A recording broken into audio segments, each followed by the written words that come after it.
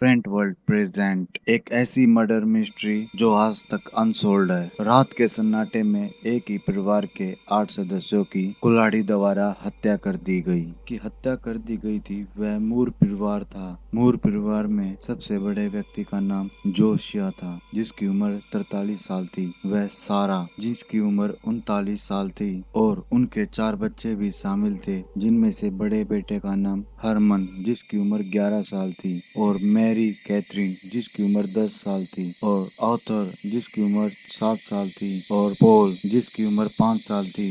वह 2 अन्य व्यक्ति जो कि मैरी के द्वारा अपने घर पर इनवाइट किए गए थे, उनका नाम है ईना व लीना, जिसकी उम्र 8 व 12 साल थी। 9 जून 1912 यह वह शाम थी जिस दिन मूर परिवार व अन्य 2 लड़कियां चर्च में पार्टिसिपेट लिया, जहां उन्होंने चिल्ड्रन डे प्रोग्राम में भाग लिया। रात को 9:30 पर कार्य समाप्त होने के बाद मूर परिवार व बहनें घर चली गई और रात 9:45 या 10 बजे घर पहुंच गई। अगले दिन 10 जून को सुबह 7 बजे मूर परिवार की पड़ोसी मैरी चिंतित हो गई जब उन्होंने देखा कि परिवार अपने सुबह के काम करने के लिए बाहर ही नहीं आया। पैकहैम ने मूर परिवार का दरवाजा खटखटाया। जब किसी ने जवाब नहीं दिया तो उसने दरवाजा खोलने की कोशिश की और पाया कि वह बंद था, और उसके बाद जोसियस के भाई को बुलाया गया और उसके भाई को भी कोई उसमें प्रतिक्रिया नहीं मिली। उन्होंने दरवाजा खटकाया और चिल्लाया।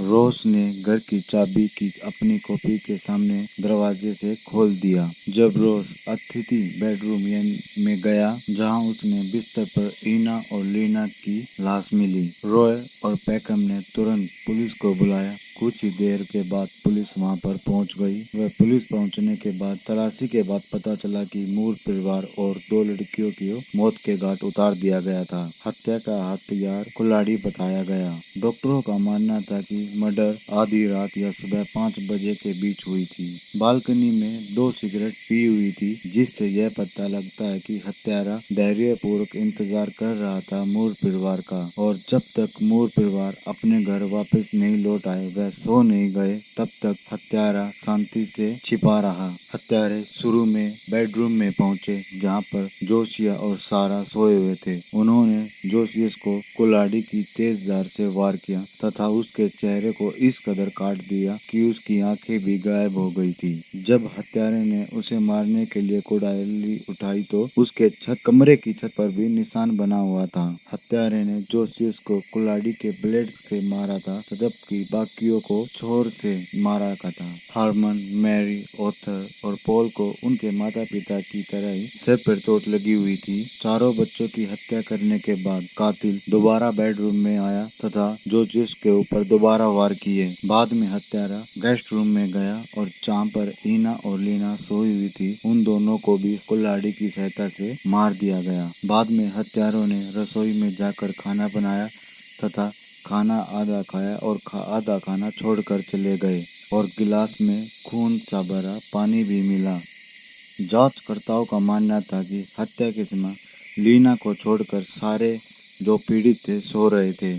उन्होंने सोचा कि वह जाग रही है और वापस लड़ने की कोशिश की करेगी, क्योंकि वह बिस्तर पर लेटी हुई थी और उसकी बाएं पर एक रक्षा घाव भी था।